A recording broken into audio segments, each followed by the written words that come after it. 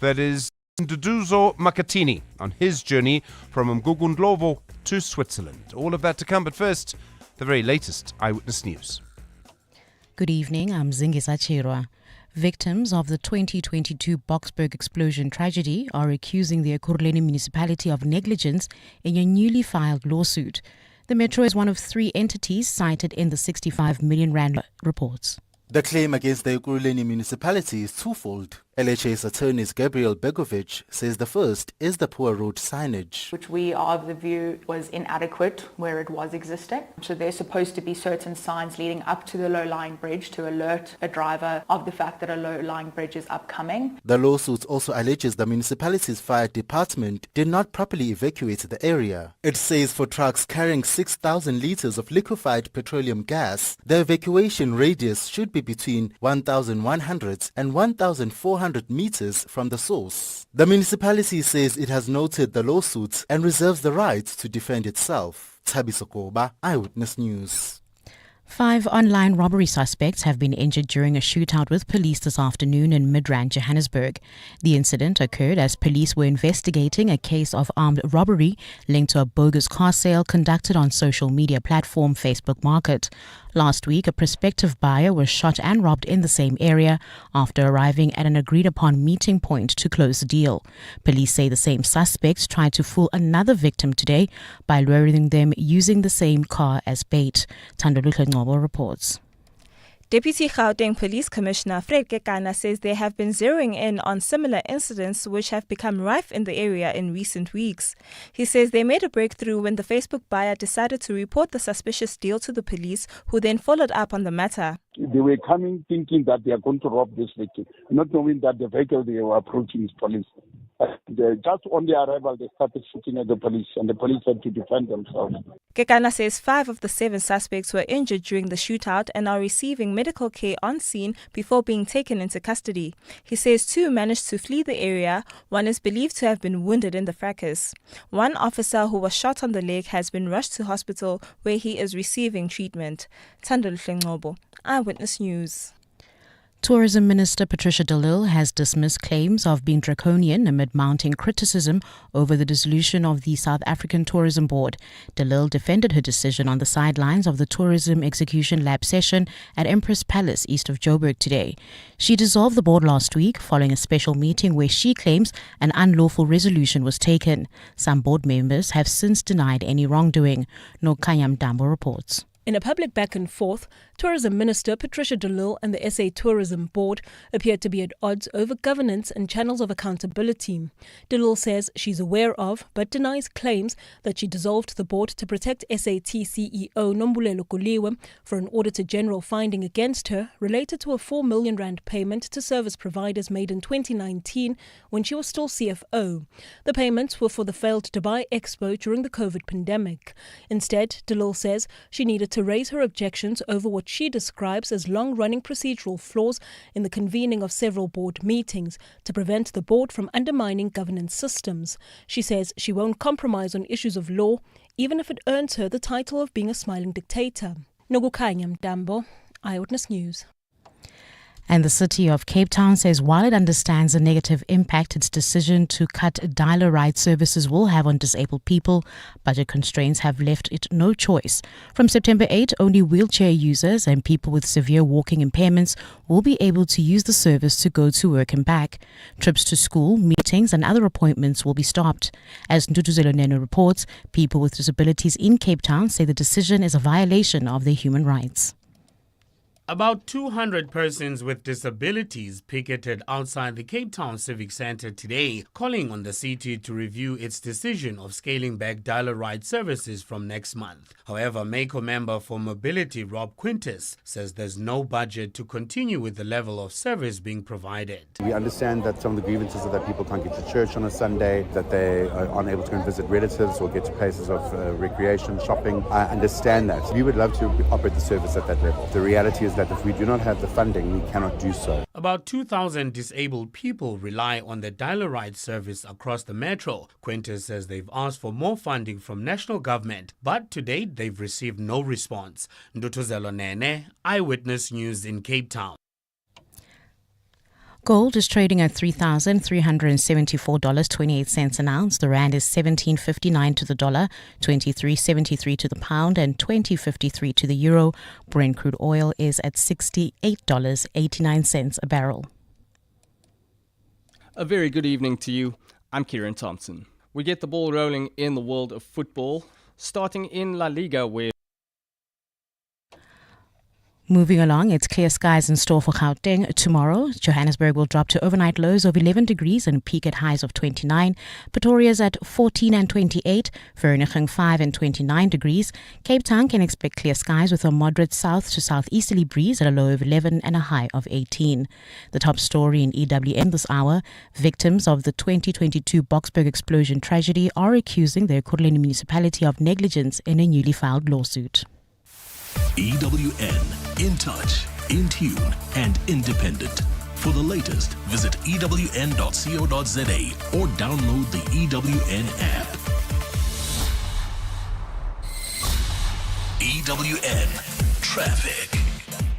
Well, at this stage in the south, we still have roadworks in the Lenasia area. This roadworks causing heavy delays approaching the intersection of the Golden Highway and the R554 and Nirvana Drive. Also further up in the Devland area, roadworks also causing delays. This is on the Golden Highway between the N1 and Union Avenue in Southgate. Traffic pressure. This is heading towards Soweto on the N12 westbound, approaching the Uncle Charlie's interchange. Also, if you're heading into Deep Kloof, Soweto, we still have slow-moving traffic on Chris Hani Road opposite Bara Hospital. In Leratong, there's slow-moving traffic on Randfontein Road between Miles Stoker and Adcock. Also, bumper-to-bumper traffic if you're traveling through Roodepoort heading towards Soweto. N1 South between Bayers Nordia and 14th Avenue, while in the Mother City, roadworks causing delays on FW de Klerk Boulevard outbound approaching Lower Church. Also roadworks slowing down traffic R300 southbound. This is in the right lane approaching Stellenbosch Arterial. If you come across any other traffic issues, please WhatsApp us on 072-702-1702. There's more EWN on air, online, and on the EWN app. And now, The Money Show with Stephen Grootes on 702. Let's walk the talk. The Money Show with Stephen Grootes is brought to you by ABSA CIB, proud sponsor of the SARA Rail Conference 2025. Powering progress, connecting economies. Good evening, welcome to the program. 8 minutes after 6, I'm Stephen Grootes. Plenty to come, been a busy day on the Stock Exchange News Service today. Several big companies and institutions and SOEs and call them what you will, all delivering or sending, publishing results and updates. Just one of those Mondays. Sasol probably the biggest of the bunch, and we'll speak to their CEO, Simon Beloy, in just a moment. I was fascinated by Advitech's results because they seem to be growing the number of learners at their schools in South Africa, while Curro seems to be going in the other way. And I'm not sure why that is. What exactly is going on there? Jeff White, the CEO at Advitech, he'll be on your radio in a little while. Meryl Pick will be taking you through some of the market movements. And Pumi Mpofu, the CEO at Airports Company South Africa. Plenty to say, I think, about their results. Blockbuster results, to be fair. 1.1 billion rands worth of profit coming from Airports Company South Africa. And we'll talk a little bit about tax towards the end of the hour as well. And taxing cryptocurrencies and SARS. Looking at that, I was very interested in some of the numbers. I don't know what your experience of going through our airports has been recently. And unless you go through Lanseria or one or two of the others, you're probably almost certainly going through an airport which is controlled, owned, run by Airports Company South Africa, technically part of government. And my own personal view is that things are fine, but I kind of wonder in 2 years' time, does it need a bit of maintenance, a bit of work now? And Mpumi Mpofu, the CEO at AXA, just making the point, they're going to spend 20 billion rand on airports over the next 5 years. I mean, that's a huge amount of money. I do wonder where it's going. And when I look at how their revenue is up, and if you've been listening to me long enough, you'll know that paying for parking I find particularly aggravating. And I will be sure to throw in a question like that. I was astounded to see that 49% of AXA's income does not come from aeronautical matters. It doesn't come from landing, managing, and helping planes take off. It comes from other things. It comes from parking fees and from rent. So your experience, please, of our airports, and if you had 20 billion rand to spend, which airport would you spend it on, and what would it be for? Would it just be to subsidize, I don't know, free parking at OR Tambo, which is probably where I would put it? I know for some people in the business, they'll talk about air bridges, the bridge that connects your plane to the airport so you can get out quickly, making that work. There are other things, of course. But where would you spend your money if you had 20 billion rand and you had to spend it at South African airports? What would you do with it? Good to hear from you tonight on 011 883 0702 021 446 0567 and voice notes this evening on 072 702 1702. 702. 702. Stephen is on the Money Show. 6 to 8 p.m. Well, strong results from Sasol, swinging back into profit in the last financial year to the end of June. Its headline earnings doubling to 22 billion rand. Some of that is non-recurring items. There's a settlement with Transnet. There's a big reduction in provisions for environmental rehabilitation. The company's turnover down 9%. Its EBITDA down 14%. The president and CEO at Sasol is Simon Beloy. Simon, good evening. Welcome back to the Money Show, and thank you for your time. I suppose it's kind of in the nature of the businesses that you're in that lower oil prices in particular will have a big impact on you. There's still problems at Secunda and Sasolburg.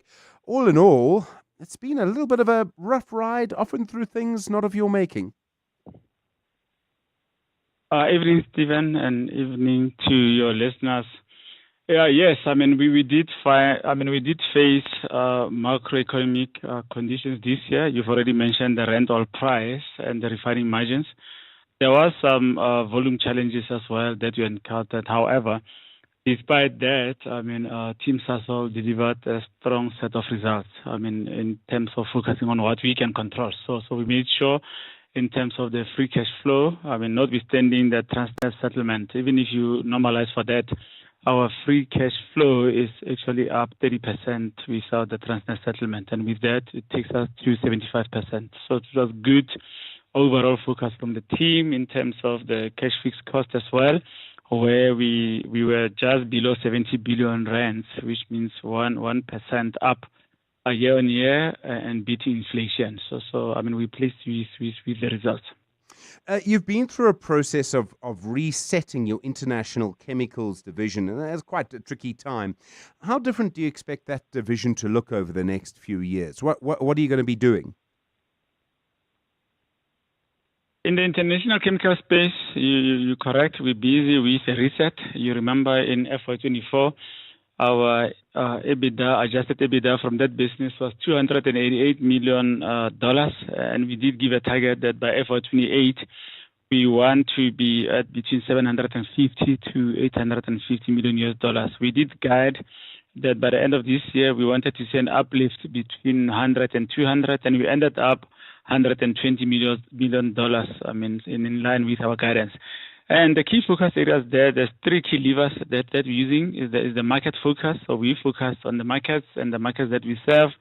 And then asset optimization. I did previously speak about asset optimization as a tool where we're mothballing or closing non-value adding assets. And finally, cost discipline.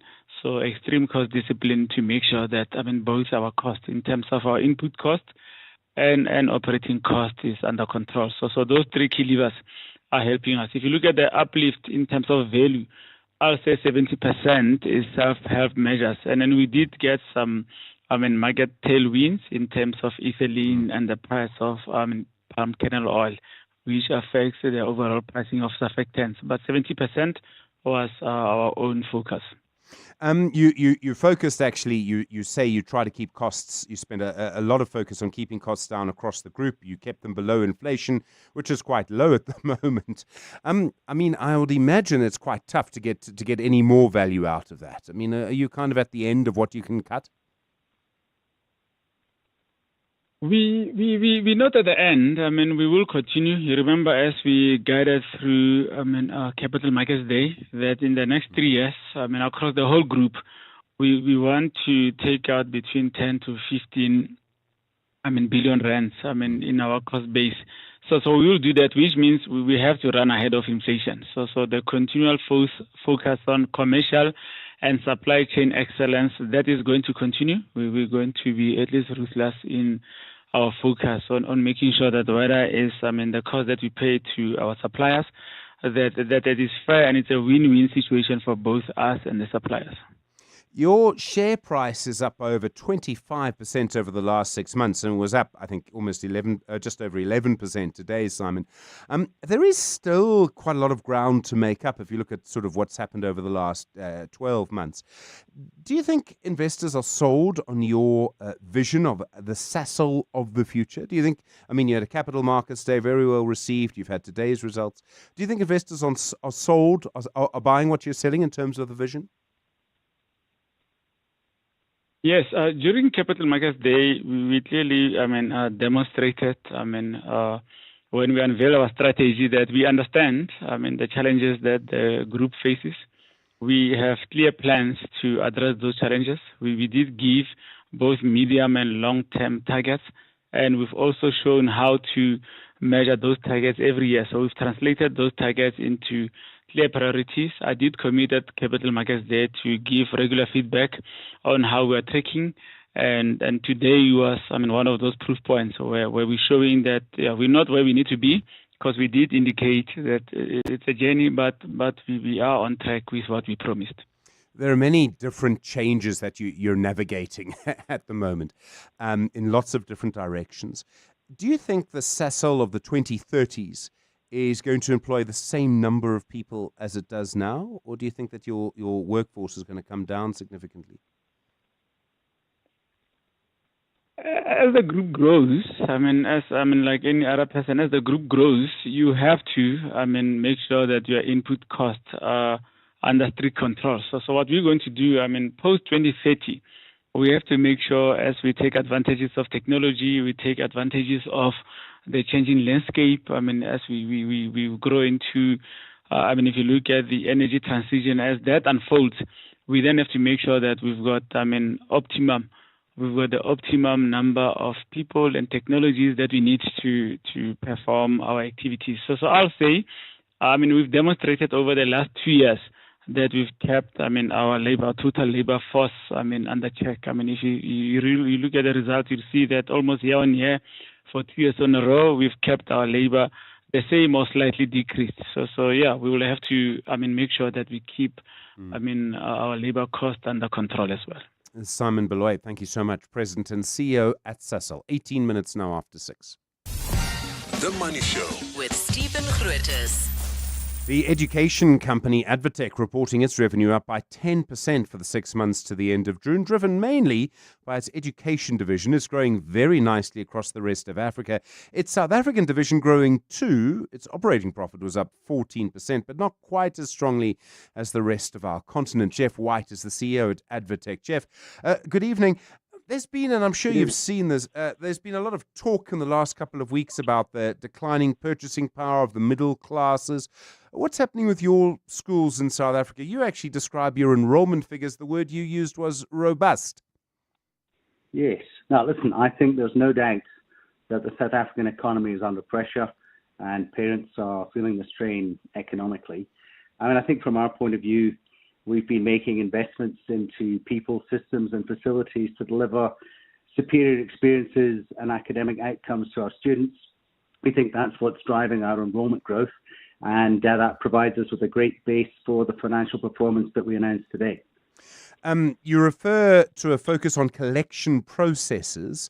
Are some people battling to pay their fees? Do you have to spend a little bit more time getting your money, collecting? Actually, that's a reference to centralizing of debtor management, and we're trying to make the process smoother and a better experience for parents, and the progress that we made there, I think, is driving that improved performance on the debtors book. Okay. Do you think there's still then, you talk glowingly about your product, of course, but do you think there's still room for growth in the sort of independent school sector in South Africa, despite the economy you describe? Yeah, we're still seeing population growth. So I think you have the tailwind of population growth and the headwind of economic growth. Overall, South African schools enrollments were up 4% year on year, which is quite a strong number off a big base. So we think there's still potential for growth, but you've got those two competing forces. Mm. Are some of the people, maybe some of the learners, is it their first time in an independent school, or are they coming to you from other providers who reported last week that their enrollments are down slightly? I think if you look at the published data, then we're definitely growing market share, and that has to be coming from somewhere. Okay, Jeff, you're very polite. There's a lot of growth happening in the rest of Africa, obviously. I mean, your enrollment there was up much more strongly. Clearly a lot of investment there, and from what I can see, it must be doing quite nicely. Yes, I think the underlying organic growth was strong in Africa, but we also benefited from the acquisition of the Flipper Schools Group in Ethiopia, which supported the numbers. But we've seen a very positive start to that ownership of the Flipper Schools Group. Since we acquired it in November of last year, enrollments have already grown by 5%. So that bodes well for the future. And Makini in Kenya doing very well. Crawford International in Kenya doing very well. The Gaborone International School is almost at capacity. So across our African schools, we're seeing strong demand for well-regarded brands, and our biggest challenge there is adding capacity to meet the demand for further enrollments. Do you think you're going to see, I mean, clearly there's more room for growth in those markets than in our markets, and I imagine that's where you're going to be looking to for growth to an extent?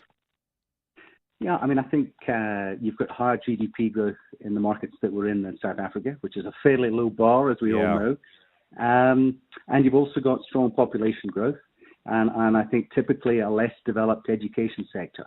So I think for us with strong brands and to be able to support various functions from South Africa, that makes those African markets very attractive. You've finished your relocation of the Rosebank College in Cape Town, but I'm very interested in your new property in Grayston Drive in Sandton. What kind of vision do you have for that? I mean, you call it a sort of, it's going to have 9,000 people on that campus. What are we going to be looking at, Jeff? Well, we're relocating our Vega, Bordeaux, and Varsity College Sandton campuses to the new site in Grayston. We're building actually a magnificent new university campus there, which will have world-class teaching and learning and recreational facilities. So work is happening furiously on that site, but I can't wait for the world to see it. It really is a beautiful project. It will double our current capacity in those two institutions in their current locations from 4,500 to 9,000. But the ultimate capacity on that site is probably 12 or 13,000. So we've also got lots of headroom for future growth. I mean, the real test of tertiary education now is, will it get my kid a job, right? And I think that's what parents of teenage children go to bed at night thinking, what's going to happen to them after school, because that getting into a job is so tight. Does that mean you have to pay a bit more attention to what you're actually teaching? And Jeff, feel free to use the words AI if you need to. Listen, I think two things are critical. I think students want to know that they're going to be supported to finish their degree in the time it's supposed to take. It's not going to take multiple years more, and they need to get a job at the end of it. And we're very focused on offering degrees that are linked to job market demands, but we also invest heavily in industry links to help students build those very important connections. And a significant time and effort goes into career services to help place students at the end of their degree. And we believe that our placement record is actually significantly better than the public sector, and that's a stat that we're very proud of. I mean, if you look at population growth, the pressure just to get into universities, the difficulties that we see in our society, I mean, the scope for growth for a group like yours must be vast. Yeah, I mean, I think, you've got that demographic tailwind I touched on before. In the tertiary sector, you've also got a significant impact of that imbalance of supply and demand in university places in the public sector. So, if we're in a position where we can grow market share, which we believe we're doing in a growing market driven by demographics and that imbalance of supply and demand, that's a very exciting place for us to be. Jeff White, thanks very much indeed. The CEO at Advitech. You with the Money Show, 25 minutes after 6. Your thoughts on what you want your young teenager, or your older teenager, your teenager, to actually study? What's going to get them a job after school would be my question. 011 883 0702 021 446 0567. The Money Show. The markets. Meryl Peck is Portfolio Manager at Old Mutual Investments. Meryl, good evening. Let's just pick up on Advitech very quickly. I mean, quite a strong update if you look at what Jeff White was saying there. Absolutely. Good evening and good evening to your listeners. I think interestingly though to look at the growth in rest of Africa versus South Africa, you can see that at the moment, 16% earnings growth is quite something in this market, but a lot of that growth is coming outside of South Africa at this point, and the SA market becoming more competitive. But, I think if you look at Advotech for some time, their story was we've invested in schools, we need to move along the J curve as we fill those schools, and they have delivered on that. The return on equity has increased in line with that, sweating the asset base more. At a 16 historic price to earnings ratio, it's not cheap, but it has delivered quite solid earnings growth and improving returns for the last few years. It does seem to be onto something. Sasol, you would have heard Simon Beloy earlier. Do you think investors have bought the vision of the kind of new Sasol? Certainly that share price up very strongly today. It is up today quite strongly. I think you need to zoom out to see how low the base is for Sasol. Yeah. So I think a year ago the market was pricing in a rights offer, a balance sheet on a knife's edge once again. But if we look at 2019 and before, the kind of Sasol price versus the Rand Brent oil price, that relationship has still got quite a long way to recover to historic norms. And I think systematically the company is starting to address the reasons that could have caused that decoupling. Number one, the balance sheet, the free cash flow, even if you take the Transnet one source windfall out, free cash flow was still up 15% roughly in a year where the Rand oil price was actually down. So they did very well to keep costs going backwards actually in real terms. They cut their costs, tied to working capital management, and cost control at these and difficult decisions about mothballing cash burning and loss-making assets offshore. So from 2019, things started to decouple because of more scrutiny on climate change and how they would need to invest to address that. I think the capital markets there, they've given the market certainty or clarity that they're not going to invest unless there's a return, and they're going to be more pragmatic.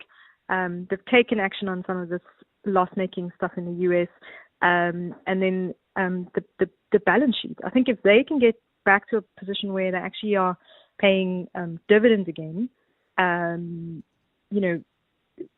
you could see more out of Sasol, but they need to keep now delivering on the cost cutting, on capital capex spend discipline. So I think the market is starting to pay attention again. It's been vastly unloved, so there could be more. Ital Tile kind of really telling us something, I think, where, their profits weren't really up by much at all. And in fact, their earnings weren't very strong, but they're still paying back a cash dividend. They're cash rich, but they're deciding, this seems to me to be a deliberate decision and possibly for shareholders a responsible one. They've decided not to invest in the economy. Yeah, reading through the statement, it really is the definition of a management team that is excelling at controlling what is in their control. Costs have gone backwards, not in real terms, in nominal terms. They've actually cut absolute costs. The working capital management was very well controlled, and hence cash generation continues. But they speak of that overcapacity in manufacturing, the imports without any protection, whereas neighboring countries are putting on protection. So basically they're saying the policy environment is not encouraging them to invest, be it energy costs, be it kind of tariff and duty structures, or municipal management and costs. And it's difficult to argue with that. Sure.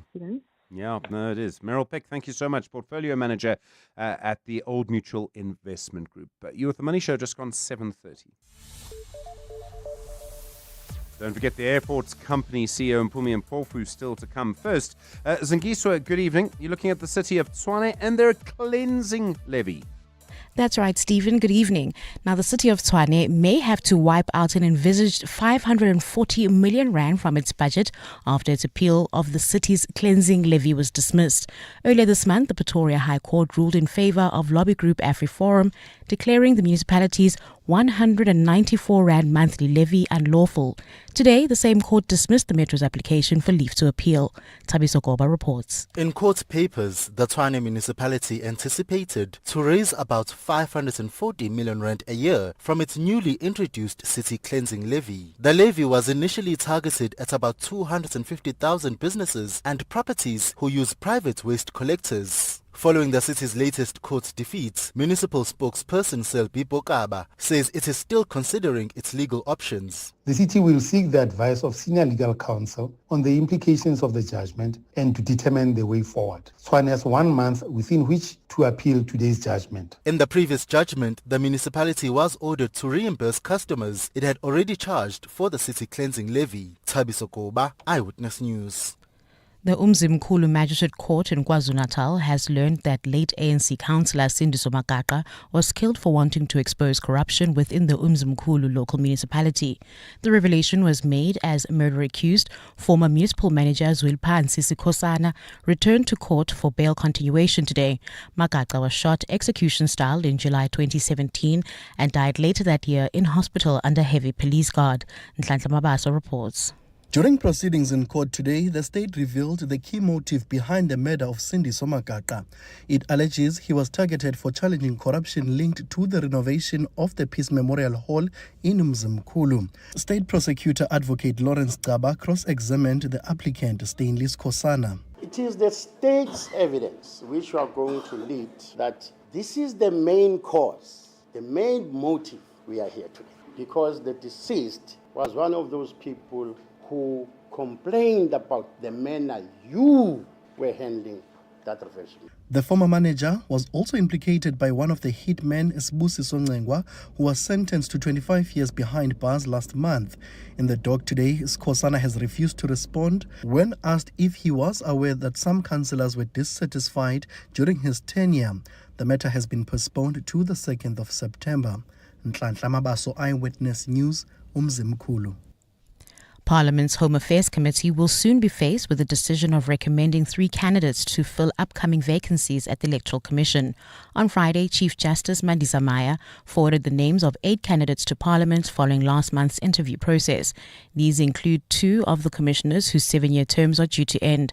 Lindsay Daintlinger reports. The terms of Electoral Commission Chair Masutu Mepia, retired Judge Daya Pillay and Nomsa Masuku will end in 2 months' time, leaving Parliament little time to make its recommendations to the President as to who should replace them. Mepia, a former CEO of the Electoral Commission, is seeking reappointment, as is Judge Pillay. At least one of the IEC's commissioners has to be a judge, pitting Judge Pillay against the former Deputy Judge President of the KwaZulu-Natal bench, Justice Mjabuliseni Madondo. Parliament says it's now received Maya's letter and the matter has been referred to the Home Affairs Portfolio Committee to deliberate on the names they will submit to the National Assembly for endorsement and then onwards to the President for appointment. In 2018, the committee chose to invite public comment on the shortlisted names before making their choices, but not in 2023, when it also filled a vacancy. Lindsay Daintlinger, Eyewitness News, Parliament. And the United Nations has again insisted that journalists and hospitals should never be targeted following an Israeli strike on a hospital that killed at least 20 people, including 5 journalists. The Foreign Press Association has called for an immediate explanation from the Israeli military and Prime Minister's office, with Reuters, the Associated Press and Al Jazeera mourning their slain contributors. According to the media watchdogs Committee to Protect Journalists and Reporters Without Borders, around 200 journalists have been killed in nearly 2 years of war between Israel and Hamas. UN Rights Office says the killing of journalists in Gaza should shock the world not into stunned silence but into action, demanding accountability and justice. In your weather, a fine Tuesday is in store for Gauteng tomorrow. Temperatures will drop to overnight lows of between 5 and 11 degrees and peak at highs of 28 and 29. Cape Town can expect clear skies at a low of 11 and a high of 18. The top story in EWN. The city of Tshwane may have to wipe out an envisaged 540 million rand from its budget after its appeal on the city's cleansing levy was dismissed. EWN Traffic. Well, at this stage, in the Sprayed View, Leondale area, there's a bumper-to-bumper traffic. This is on Leondale Road, approaching the N3. There's still slow-moving traffic due to roadworks. This is in the Lenasia area, approaching the intersection of the Golden Highway and the R554 Nirvana Drive. Also, slow-moving traffic in the Devland area due to roadworks on the Golden Highway between the N1 and Union Avenue.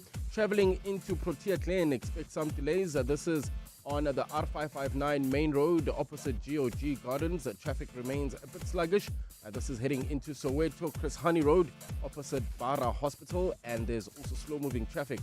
This is in the Roodepoort, Durban Deep area, heading towards Kagiso Leratong on Randfontein Road between Collet and Adcock. If you come across any other traffic issues, please WhatsApp us on 072-702-1702. There's more EWN on air, online, and on the EWN app. Beyond every boardroom is a story waiting to be written. A story of a business and its potential, of a community that thrives, a hospital that serves, and energy that powers millions of dreams. It's a story that only gets better with a partner that has the expertise and solutions to make it a reality. At Absa CIB, we are invested in your story, and we invite you to write it with us, because your story matters. Absa, an authorized FSP and registered credit provider. Did you know there's over 530 in-store Dis-Chem clinics nationwide? That's right. Our in-store health clinics are available all over the country with a wide range of clinic services. From blood pressure monitoring to male and female health screenings, baby developmental and growth checks, and more. Our in-store nurses are available to provide you with expert advice for all your health needs. Book an appointment today, in-store, online, via the Dis-Chem app or clinic call center. Only at Dis-Chem. Better health starts here. Welcome to the brand new days.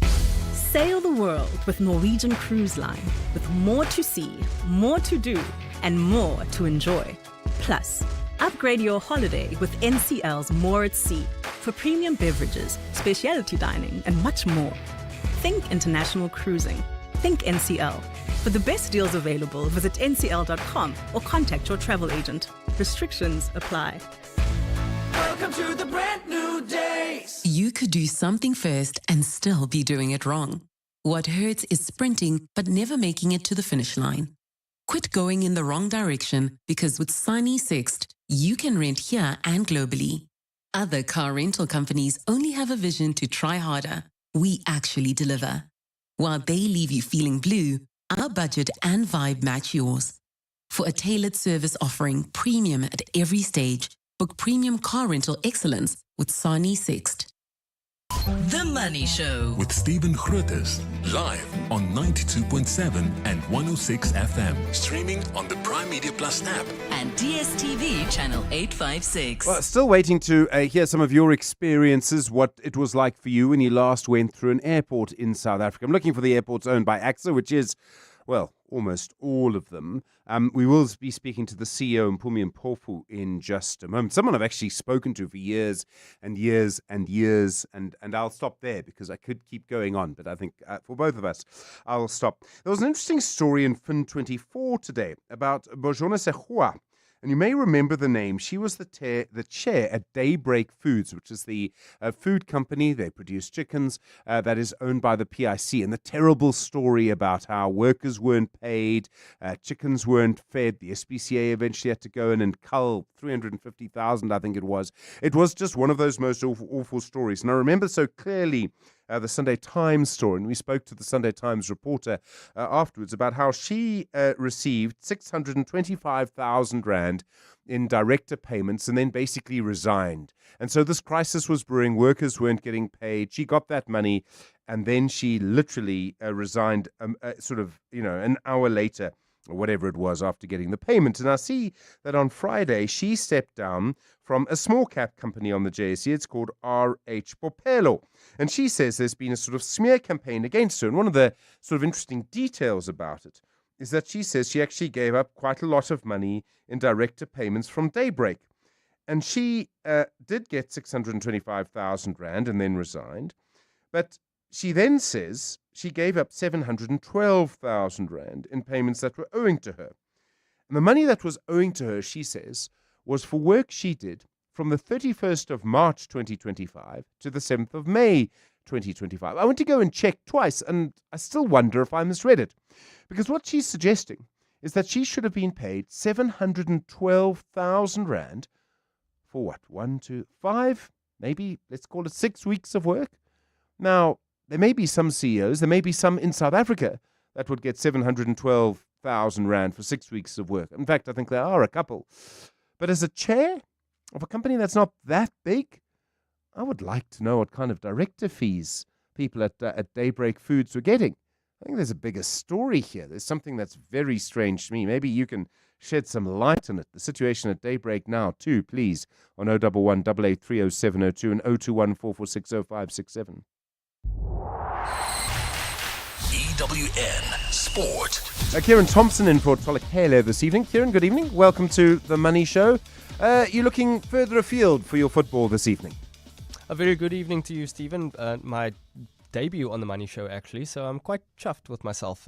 We'll kick things off in the world of football, where a bit of a grudge match is set to unfold in the Premier League as match week 2 comes to a close this evening. Newcastle United host champions Liverpool at St James's Park. Here's what Eddie Howe had to say about potentially reintegrating Alexander Isak back into his squad, but he won't be available this evening. I think that's probably a conversation for another day. At the moment, that is not an option for us. So rather than talk hypotheticals, I'd rather talk when we get there, when we get to that point, and then, of course, we'll enter that phase and see what we need to do to try and get the best for Alex, get the best for the team. On the other side of that fixture, on a slot side have a bit of an issue at right back, with Jeremy Frimpong out with a hamstring problem, while Connor Bradley recently returned from injury. Here's what the Dutchman had to say. We only have at the moment 2 injuries. Unfortunately, it's 2 for the same position. But the good thing is that some other player can play in that position as well. Wata played in that position for a few minutes. Dominic Szoboszlai already played in that position. So there are other options we can explore. Joe Gomez is definitely one of them, but for him to already play 20 minutes, that was already quite a lot. Kickoff on Tyneside is at 9 o'clock. Sidestepping to rugby now, Rassie Erasmus named a 36-man Springbok squad for their upcoming tour to New Zealand. South Africa will tackle the All Blacks in back-to-back tests, and they lock horns in Auckland on the 6th of September before battling it out in Wellington a week later. As expected, Coach Rassie selected his tried and tested with 20 forwards and 16 backs. The Bok coach retained a large part of his previous 38-man squad, with Captain Siya Kolisi getting the nod despite his injury concerns. There is no place for injured wingers Kurtley Arendse and Edwil van der Merwe, while Jasper Visser is in the squad but will only be eligible for that second clash in Wellington. Utility forward Kobus Visser is on standby, and the Boks will jet off to New Zealand tomorrow. Over to England, but staying with rugby now, where the Springbok women made it a thunderous start at the Women's Rugby World Cup by beating Brazil by 66 points to 6 in Northampton on Sunday. Here's what Captain Nolo Sindiso Boy had to say after their opening win in Pool D.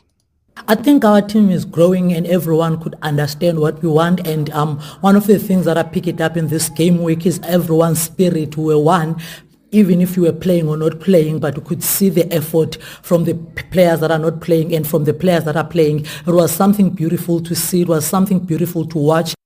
Moving to the US Open now, starting with an update from the live action between South Africa's Lloyd Harris and Sebastian Baez.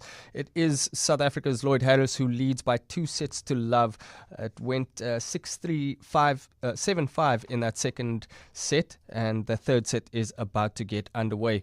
Staying at the US Open, 2021 champion Daniil Medvedev crashed out in the opening round, losing out to France's Benjamin Bonzi in a thrilling 5-setter, with the Russian having a bit of a meltdown over a photographer on the court. If you have some time today, check that out on social media. Meanwhile, four-time champion Novak Djokovic cruised into round 2 in straight sets, and in the women's singles, it was 7-seeded Jasmine Paolini who reached round 2 in straight sets as well. Coming up in the early hours of tomorrow morning, Carlos Alcaraz takes on the USA's Riley Opelka. And finally, in the cricketing world, the Proteas women have assembled for a training camp in Durban that will run until next week Monday. The camp will serve as preparations for the Women's Cricket World Cup, scheduled between the 30th of September and the 2nd of November. The only players missing from that camp are captain Laura Wolfhard and all-rounders Chloe Tryon and Marizanne Kapp, who are all currently competing in the 100. Kieran Thompson, Eyewitness News Sport. Business Outsurance are experts in business insurance for butcheries, restaurants, beauty salons, and more. Here's Gert. I definitely have peace of mind that Business Outsurance is protecting our business. I do think Business Outsurance are the best insurance company out there, and they gave us the best quotes. Switch to Business Outsurance and you could get a massive 20% discount on your business insurance premium. Visit outsurance.co.za. Switch and save today. Licensed insurer and FSP. TCs and information online. Are you living with diabetes? Tired of painful fingerstick tests? Introducing a new continuous glucose monitoring system from Abbott Laboratories. The Freestyle Libre 2 system sends glucose readings straight to your compatible smartphone with minute-by-minute glucose readings, optional glucose alarms, and excellent accuracy. The Freestyle Libre system is here to support you in the management of your diabetes. For more information and where to buy your Freestyle Libre 2 sensor, visit www.freestylelibre.za.com. Now available at your local pharmacy. 702 and Capitec are showcasing a new, exciting game changer for small and medium businesses, helping you cut costs and grow. Here's how you'll save. So if we're looking at business is really a team sport, and we want a team who wants to be there. So having an engaged team is really a team that's more productive, it's more creative, it's more committed to the business's success. So building a positive company culture means you've got a team that goes above and beyond, boosting performance. Small business focus with Capitec. No matter the size of your business, Capitec's got you on 702. WhatsApp Stephen on 072 702 1702. 12 minutes to 7 the time. Well, big profits for airports company South Africa. Their highest profits ever. They made 1.1 billion rand for the financial year to the end of March. They're also planning a huge amount of spending over the next 5 years. And when I say a huge amount, I mean 21 billion rand. Mpumi Mpofu is on the line for you. She is the CEO at AXA.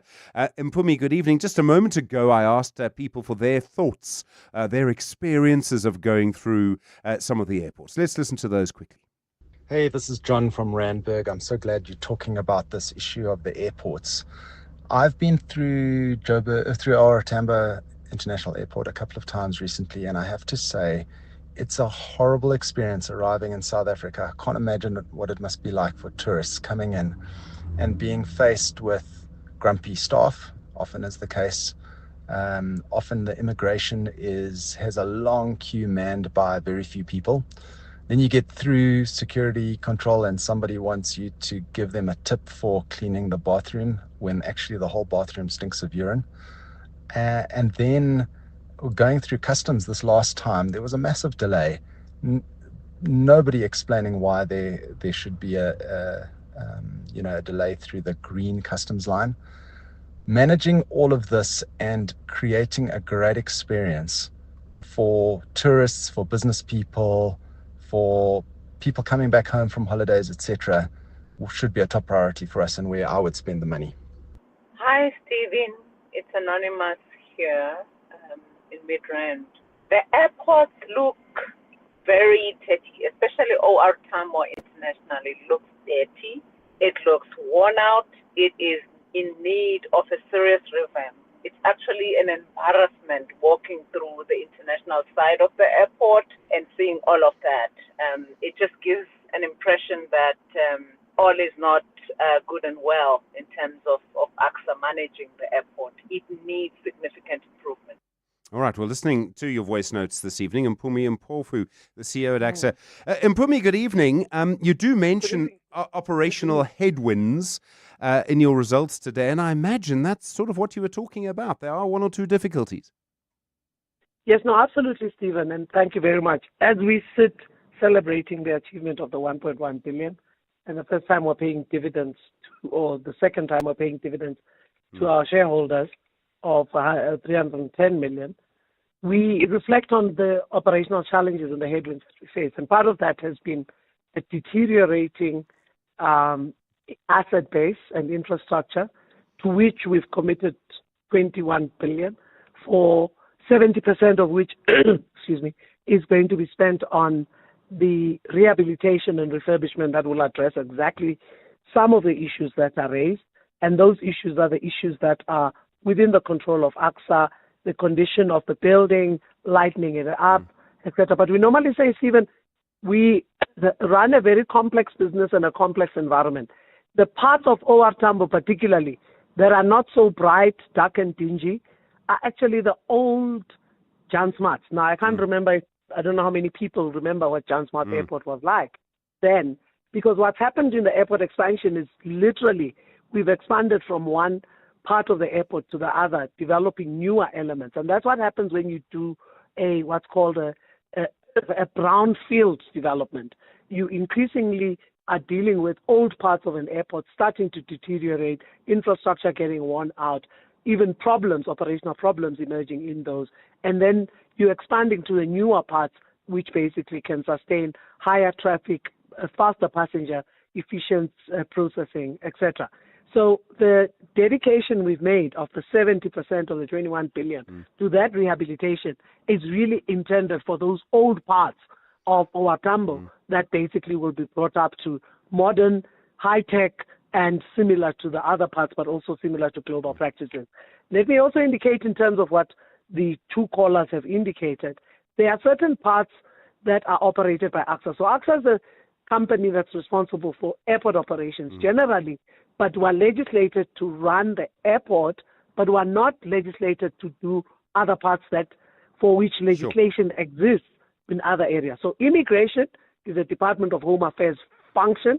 We know that they established a new organization called Border Management Authority, and Border Management Authority has been challenged with low budgets until, I don't know, maybe next year they'll look better, and they're still struggling with budgets to facilitate the deployment of more people on arrival. You see, there's an initiative in Cape Town where even the cities are assisting with deploying immigration officers in order to alleviate the problem, and we hope that's going to expand by the Department of Home Affairs to OR Tambo, because that's where the biggest numbers are, in effect. And hopefully that will then deal with the immigration problem.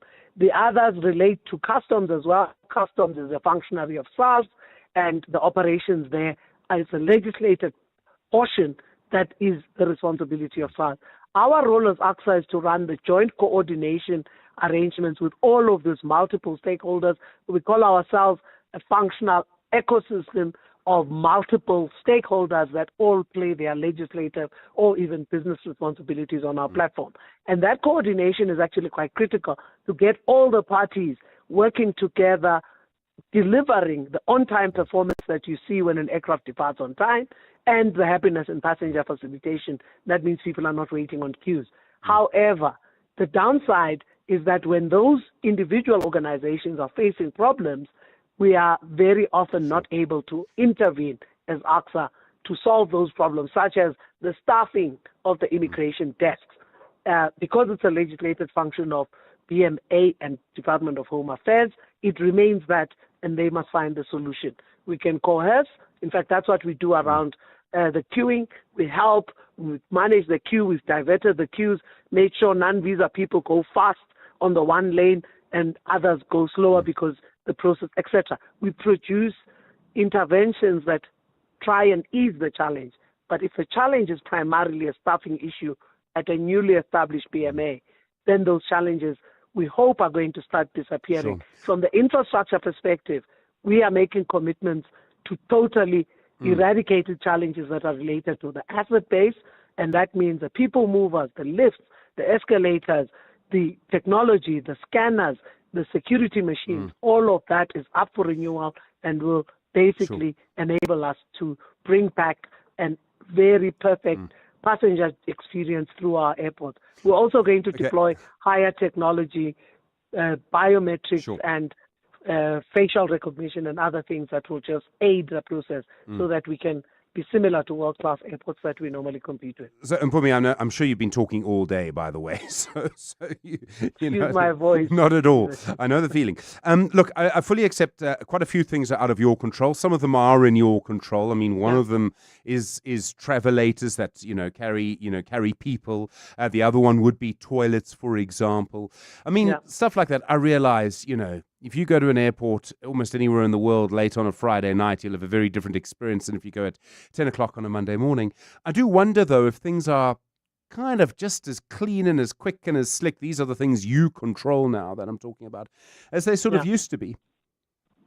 Yes, no, the ones that we do control, Stephen, as I indicated, we've made a commitment. Part of it is also about the efficiency management of the airport. So just let's start on the infrastructure side.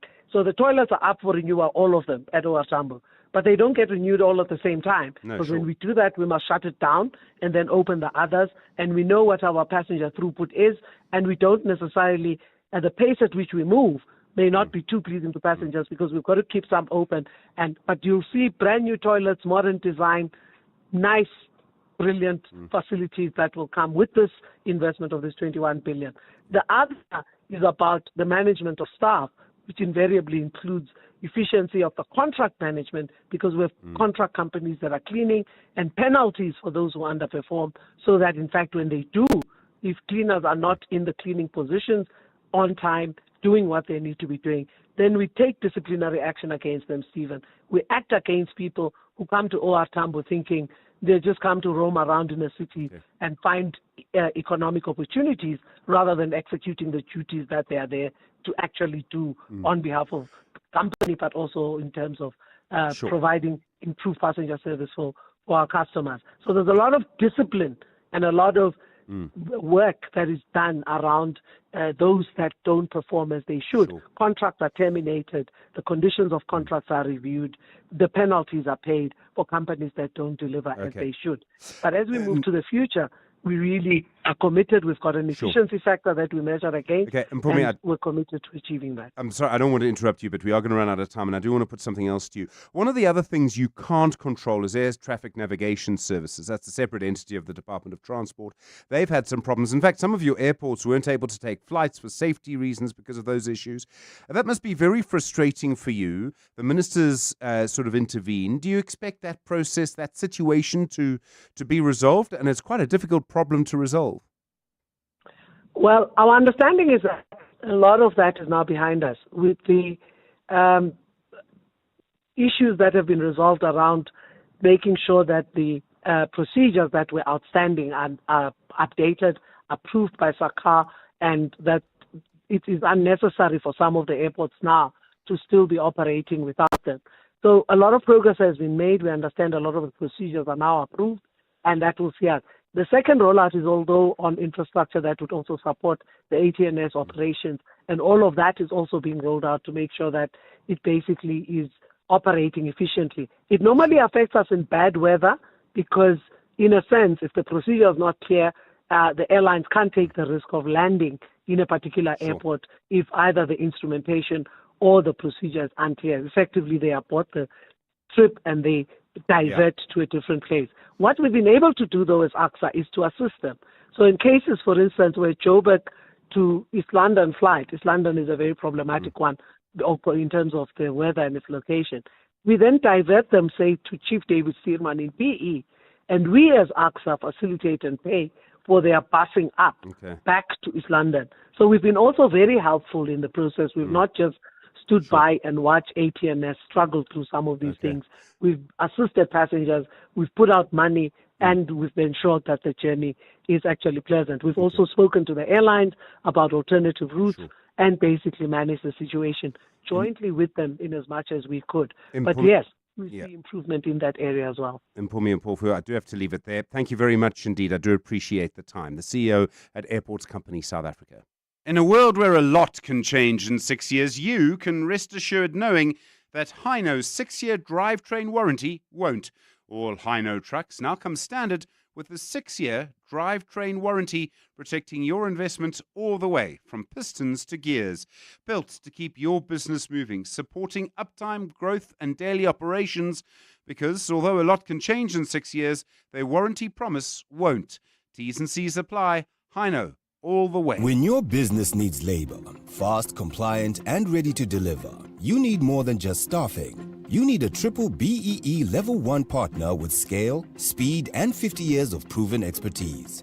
Workforce Staffing supports thousands of businesses across industries with fully managed, legally compliant temporary workforce solutions across South Africa and beyond. Visit workforcestaffing.co.za today and let's get to work. Workforce Staffing, the preferred staffing partner. Spar brings you super savings. Get 2 kg Tastic long grain, parboiled, brown or soft absorbing rice assorted for $34.99. Save 10 Rand with Spar Rewards, or 2 litre Spar sunflower or canola oil for $69.99 with Spar Rewards. Plus, you could win your share of 6 million Rand in instant cash. Price is valid until 7 September 2025 while stocks last. T's and C's apply. The Money Show, Stephen Grootes, is brought to you by ABSA CIB, proud sponsor of the SARA Rail Conference 2025, powering progress, connecting economies. This is EWN. Good evening, I'm Zingisa Chirwa. Basic Education Minister Stephen Grootes says she understands the financial constraints faced by provincial departments, but they have no choice but to tighten their belts and do with less. But she says the department is working on a recovery plan to reduce the financial burden on provincial departments, like removing ghost employees. Grootes made the call while addressing the G20 Basic Education Special Indaba in Cape Town today. Babalondenze reports. Provincial education departments have been crying for more funding over the last couple of years as government faces a cash shortage across the board. Minister Stephen Grootes says the provinces are struggling to pay for learning and teaching material, scholar transport, and for infrastructure programs and other essential services. But she says they must learn to navigate the cash shortage by managing their finances carefully. We have a thorny road ahead of us to turn around the financial situation of provincial departments of education, but we have no other choice. We must cut our garments to fit our cloth. Grootes says the department has started the process of identifying ghost teachers and learners who drain the department's main budget items like compensation and norms and standards. Babalondenze, Eyewitness News, Cape Town. Technical issues have again delayed proceedings in the high-profile murder trial related to steroid king Brian Weinstein. Alleged underworld gang boss Jerome Donkey Boysen and 11 others are on trial for Weinstein's murder in 2017. Alleged underworld figures Mark Liffman and Andre Nordier, along with 3 other accused, have been killed since the trial started early last year. Carlo Peterson has more. A trial within a trial for the court to decide whether cell phone recordings can be used as evidence against alleged underworld gang boss Jerome Boysen and his 11 co-accused continue today. Proceedings were delayed last week after a file containing some of the recordings extracted from the phones of Boysen and the now deceased Andre Nordier and Mark Liffman was found to be corrupted. Today, proceedings were again delayed after a crime intelligence colonel testifying about the recordings could not play them from his laptop. State Prosecutor Nathan Adrianse explained to the court why the software being used was so complex. I inquired from the member of OIC that I spoke to, and he said it's because of the fact that if this laptop is to come into the wrong hands, the ordinary person would not be able to know how to use the software that is on the laptop. The matter will be back in the Western Cape High Court tomorrow. Carlo Peterson, Eyewitness News. The United National Transport Union says it's cautiously optimistic about the announcement that Transnet has conditionally opened its freight corridors to 11 private train operating companies. Transport Minister Barbara Creecy confirmed the decision last week in a move that could break the SOE's monopoly on the railways. Government hopes the breakthrough will help address long-standing bottlenecks in the logistics sector that have hobbled the economy. While talks are still ongoing, the selected companies would be allocated slots across Transnet's 41 routes, targeting routes used to transport bulk commodities like coal, iron, ore, chrome, manganese, sugar and fuel. Untu spokesperson Atenkosi Plaiki. Untu welcomes the fact that the approved train operating companies will add capacity to the system rather than displacing TFR's existing slots. If private operators achieve the anticipated 70 million tons of cargo movement in the long run, this could increase the total cargo moved by rail to 250 million tons by 2029 as envisioned by TRIM. Plaiki says they'll monitor the situation closely. Labour has fought hard to ensure that no jobs are lost during this reform process, and we note with relief that private operators will not encroach upon TFR's existing capacity and lucrative lines. And in Asia, nearly 30,000 residents have been evacuated from Vietnam's coastal areas today as Typhoon Kajiki made landfall. The typhoon, the fifth to affect Vietnam this year, rolled the Gulf of Tonkin with waves of up to 9.5 meters before hitting shore today, lashing the country's central belt with gales of more than 130 kilometers per hour. 16,000 military personnel have been mobilized, and all fishing boats in the typhoon's path have been called back to harbor.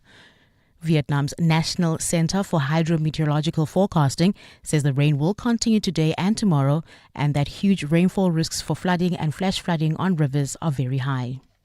In your financials, gold is trading at $3,374.28 an ounce.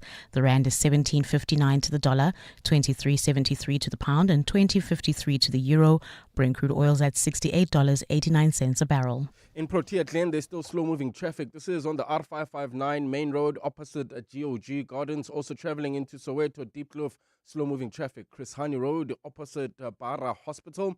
And in Leondale, there's slow-moving traffic on Leondale Road. This is approaching the N3. Clear skies in store for Gauteng tomorrow. Joburg will drop to overnight lows of 11, peaking at 29. Pretoria 14 and 28. Vereeniging 5 and 29 degrees. Cape Town can expect clear skies with a moderate south-southeasterly breeze at a low of 11 and a high of 18.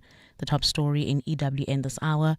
Basic Education Minister Stephen Grootes says she understands the financial constraints faced by provincial departments, but they have no choice but tighten their belts and do with less.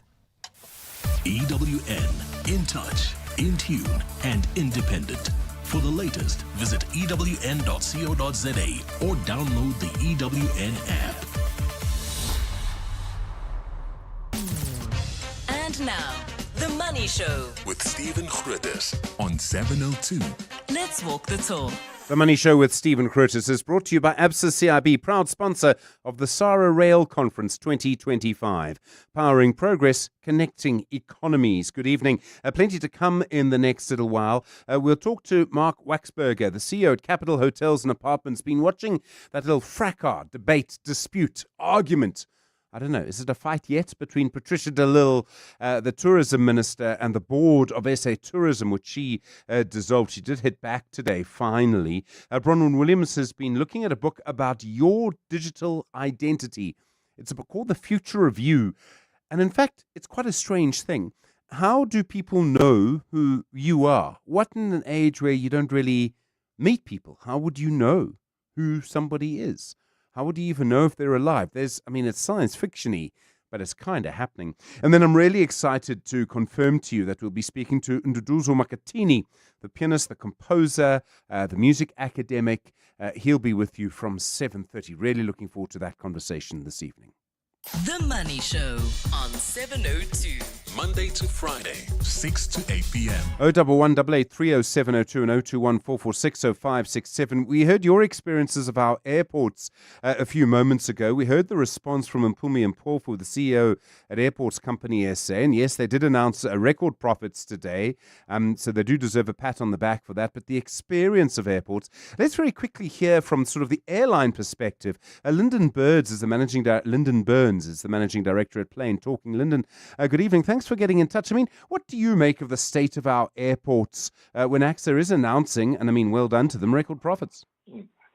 Hi, Stephen, and to everyone listening tonight. Yeah, look, no one begrudges a well-run business turning a profit. And I think as taxpayers, it sounds great. We don't have another insatiable albatross around our neck, but that's the picture they want to paint, I think, is not necessarily the one we're seeing, and I think your listeners have pointed out, these buildings have seen better times, and even as, the airlines will point out, and before I came on air, I checked today's NOTAMs, by the way. These are the notices published to pilots, notices to airmen.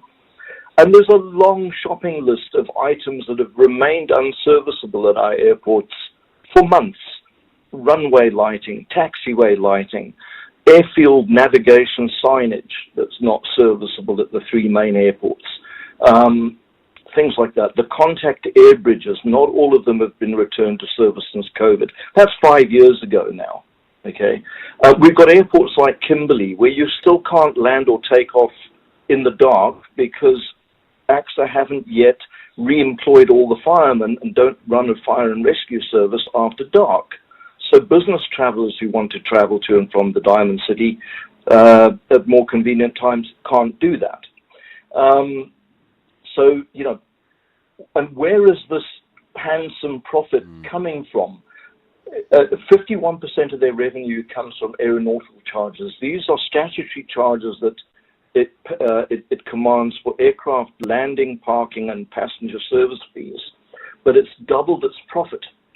And under the International Civil Aviation Organization principles for airport charge, you're only meant to charge for services you provide. So where's the money going to? And this dividend, what's happening to it? It's not being ring-fenced for reinvestment in aviation. It's actually going to the central fiscus. So really, it's a statutory charge that's, or a tax that's masquerading as a statutory user charge. So there are lots of questions that really need to be answered. And I think, a lot of people in the industry are going to look at this and go, hang on, you plead poverty every time you come up for a tariff review. You just did a 17.5% tariff increase last year and a similar amount the year before. We've not seen any sod turning on all of these massive capex projects you're talking about and that you've announced. And we're still bedeviled by things like broken fuel pumps. And by the way, the ATNS thing, thank you for asking Mpumi about that. She clearly hasn't read the NOTAMs because there are still hundreds of those procedures that remain suspended. And they affect all of our airports, and they affect AXA's ability to maintain the schedule that airlines operate to. Lyndon Burns, thank you. Thank you very much indeed. Very comprehensive list of issues there. The Managing Director at Plain Talking. There's a lot going on. And look, I'll be the first to admit, as Mpumi and Pulfu said, that it's a complex business and a lot of things she can't control. But there are things that AXA can control. So I found that very interesting. Lyndon Burns, thanks very much indeed. Your views tonight on 011 8830702 and 021 446 0567.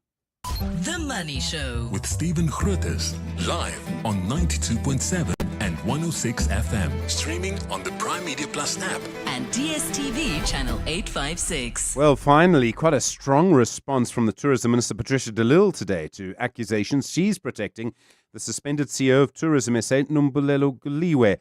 Last week, you may recall, several members of the board of SA Tourism, of the former board, said she had dissolved them after they suspended Guliwe after the Auditor General had made findings about her conduct. Now, de Lille today denying defending Guliwe, says the board had long-running procedural flaws when convening meetings, saying she won't allow the law to be undermined.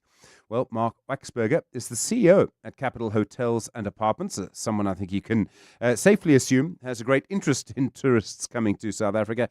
Mark, good evening. I mean, from your vantage point, right in the sort of middle of the industry, how worried are you about what's going on here? I mean, do you know what is going on here? Thanks for having me on the show.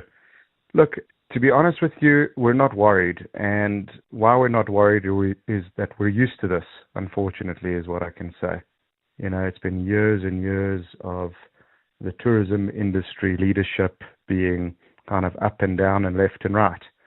And yet we are so resilient, and yet we're performing very well. So it's one of those things where imagine if they got it right. It could be absolutely amazing. It could lead to development of amazing things. But as it stands right now, it's kind of priced in, if you will, the fact that it is always going to be a bit topsy-turvy. I mean, do you think, I don't know if you take a stand on which side you support. Do you think the minister's actions are harming tourism here?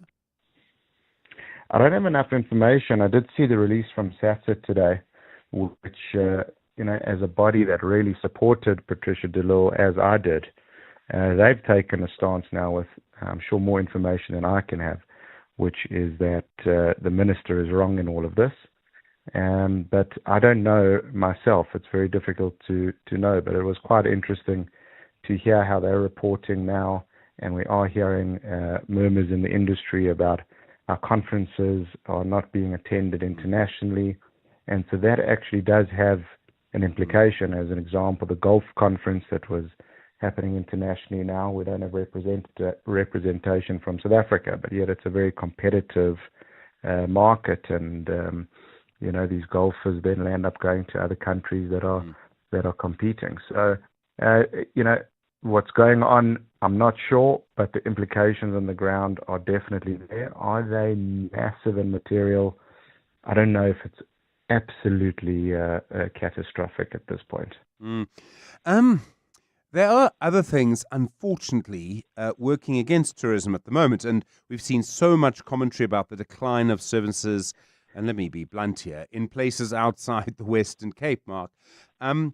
I just wonder, and I completely understand it, I suffer from the decline of those services too, that does make it a lot harder to sell South Africa as a tourism destination. It's quite hard to say, come to South Africa, when everyone's grumbling about South Africa.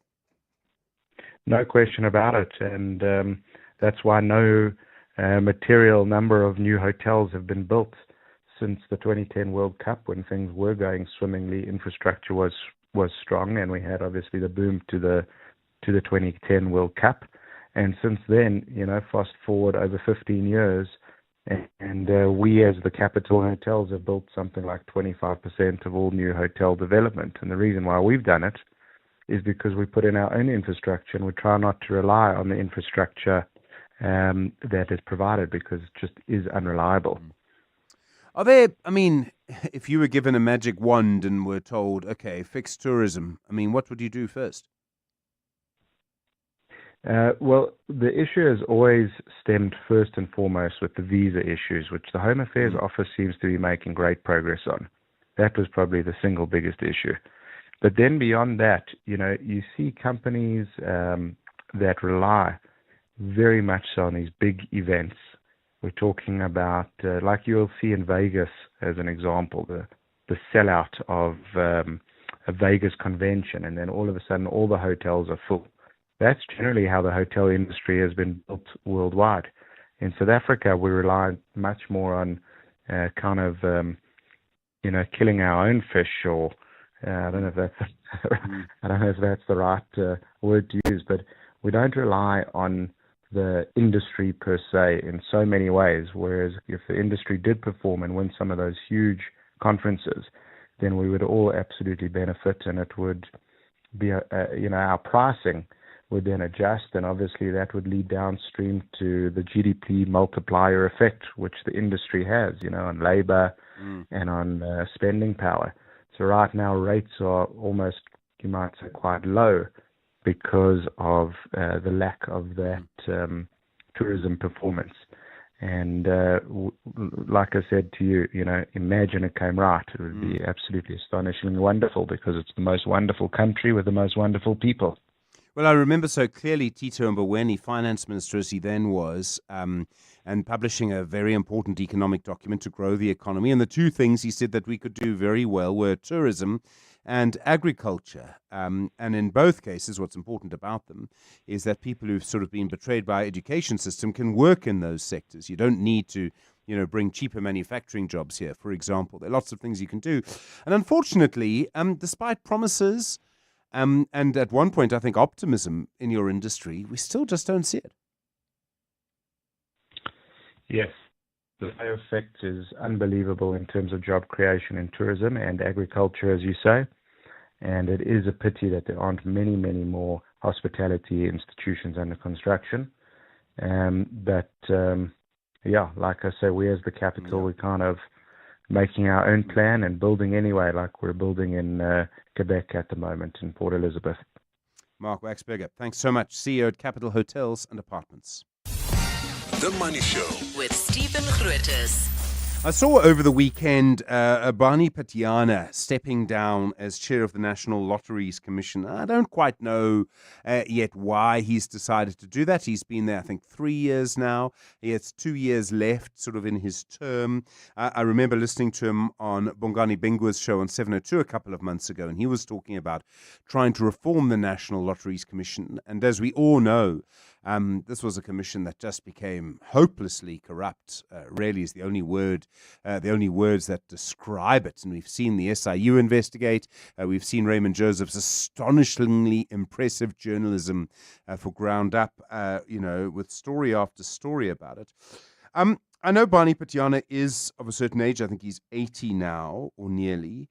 But I was still just sad to see him go. And I was reminded, and we see this in institutions everywhere, of the huge fight back against his efforts to try and clean it up and how difficult the job actually is. And what I hope is not the case. I'm hoping he didn't just throw in the towel because he'd had enough and decided it couldn't be done. I mean, I hope that's not why. I mean, he's someone who's played an immense role in our society over many, many years and would sort of deserve better.